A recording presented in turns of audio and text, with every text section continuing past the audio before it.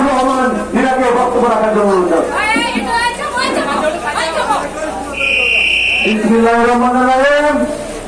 সংগ্রামের সাথে যুদ্ধবদ্ধ আমার যে কুশলকৃত মহল আওয়ামী লীগের দালাল গরিবপন্থীর সহযোদ্ধা এবং আওয়ামী লীগ দালাল হিসেবে চিহ্নিত করেছে সেই মোতারুদের তরফদার আমাদের নেতা ময়মনসিংহ যুবদলের কান্ডারে মহানগর যুবদলের সংগ্রামী সাধারণ সম্পাদক ওনার বিরুদ্ধে যে তথ্যটি বহন করেছেন যে মিথ্যা অভিযোগ দিয়ে এই আওয়ামী লীগের দল মোতাবেক করতে চাই। আপনি জানেন না আপনি কোথায় অবস্থান করেন এই ময়মনসিংহ শহরে?